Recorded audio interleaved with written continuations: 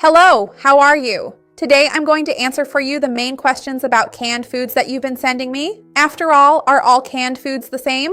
Does eating canned food every day mean you'll get fewer nutrients in your daily diet? Is there any dangerous substance in the can that could transfer to the food?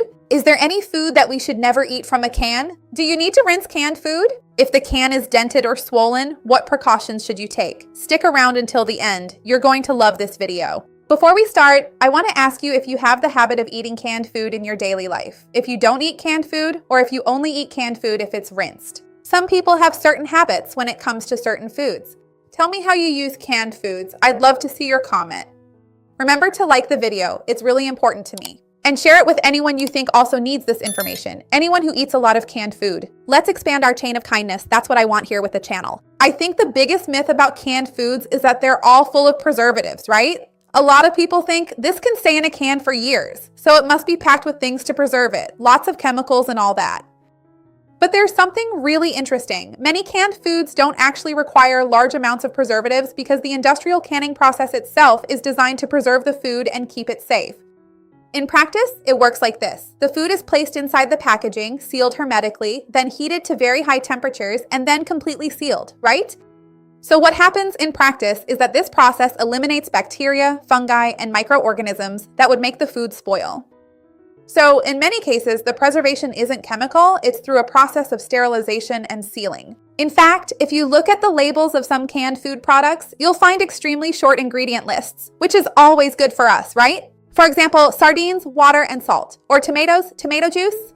So, the fact that it's in a can doesn't automatically mean it's a food rich in preservatives or highly processed. It might have them or it might not. You always have to check the label. So, this is a common mistake. We can't put canned beans in the same category as an ultra-processed meal full of additives. So let's talk more about this. Another question people have is about the nutrients. The food is sealed in the can through an industrial preservation process, and many people assume that because it's heated to a very high temperature, it loses all of its nutritional value, that it ends up providing only calories and virtually no nutrients. But that's not necessarily the case. It's not that simple, because some nutrients can be more sensitive to heat or may decrease during processing, like vitamin C, and especially some B-complex vitamins. But that doesn't mean that canned food becomes nutritionally empty, right? Because minerals, proteins, fibers, and various antioxidant compounds, other types of compounds, can remain practically unchanged. So there's something very interesting because in some cases, heating can even increase the bioavailability of certain compounds, like in the case of tomatoes, for example. We know that tomatoes are rich in lycopene, and that lycopene is a carotenoid associated with a very powerful antioxidant action in our bodies. And when tomatoes are heated and combined with a healthy fat, this lycopene becomes more bioavailable. So the body can absorb better, for example, a tomato that was canned, cooked in a tomato sauce with olive oil, than a raw tomato from a salad, for instance. I'm just giving an example here, right? So nutrition is much more complex than just saying fresh products will always be better, nutritionally superior. Sometimes that's not the case. There's also the fact that canned products are very safe from a microbiological standpoint. We know that some foods spend many days in the production chain, right? They spend days in transportation and storage, exposed to light and heat, becoming oxidized, while certain foods are processed shortly after they're harvested. And in some situations, canned food can even preserve nutrients better than a vegetable that is, in quotes, fresh, but took 4 or 5 days to get to the supermarket where you buy it. That doesn't mean that all canned foods are superior or that I'm telling you to only eat canned food, no.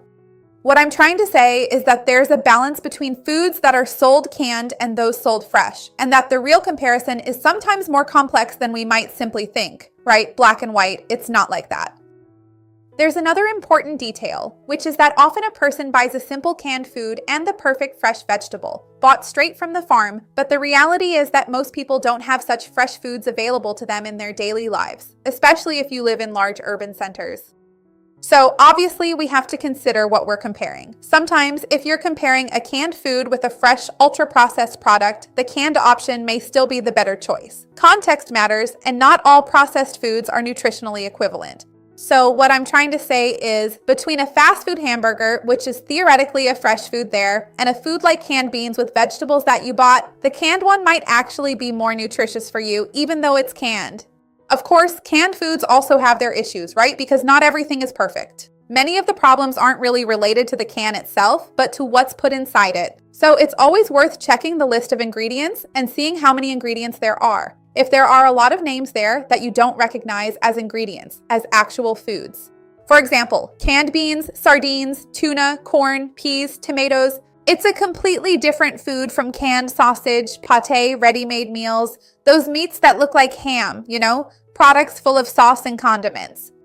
Many of these products that are ultra-processed and canned are very high in sodium, refined oil, sugar, thickeners, flavorings, flavor enhancers, just an excess of additives. The problem isn't whether it's canned, the problem is the processing of the food. There's also the issue of BPA, which many people don't know about, that several cans have an internal coating.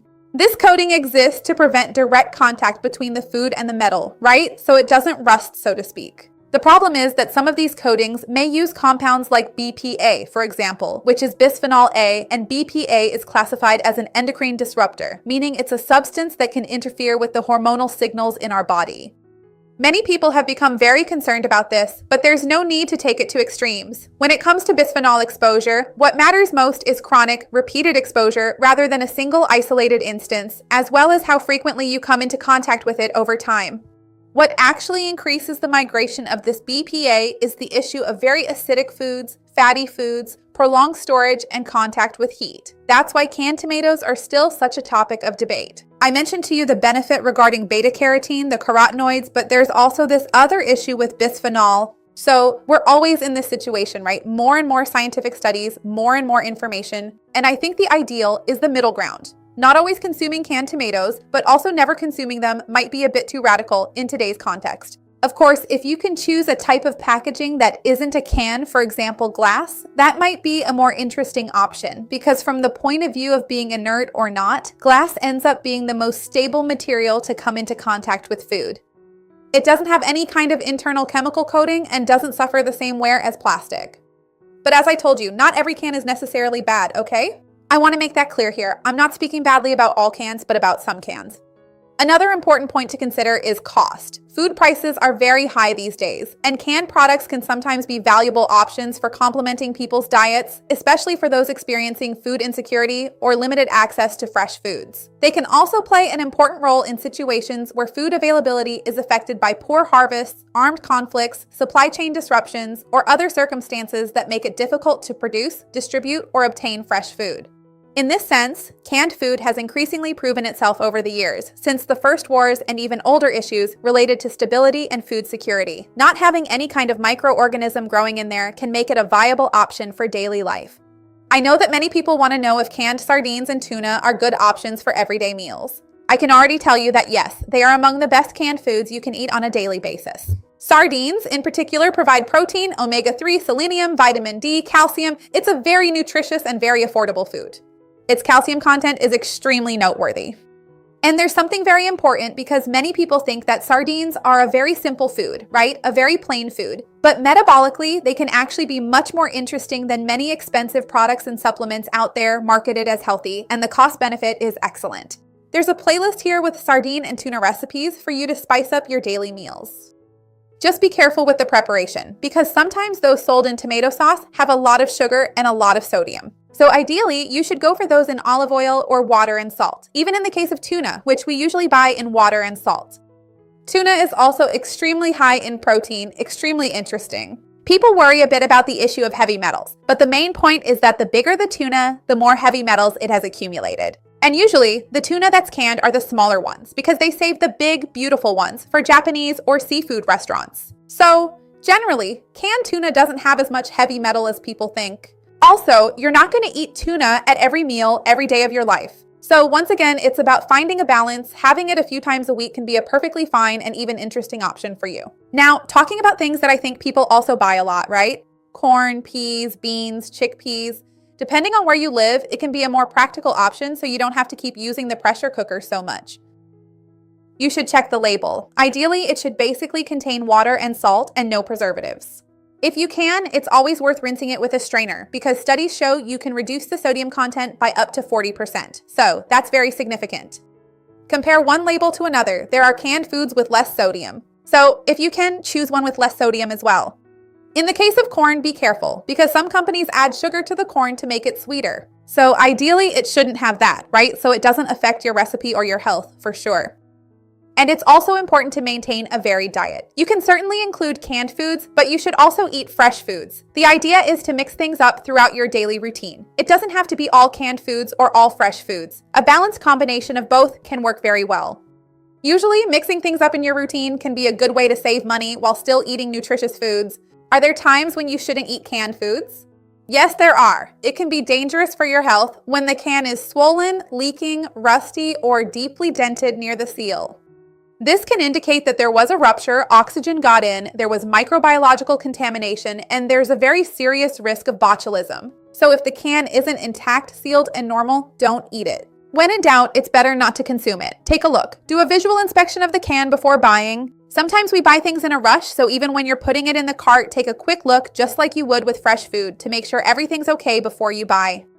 Tell me down below, do you usually eat canned foods or not? And which one do you have the most of in your pantry? I would love to see your comment. Leave a like on the video, it really helps me out. Share it with someone you think needs these tips and that will like it. Let's spread this chain of kindness. That's what I want here with the channel. See you next time. Bye.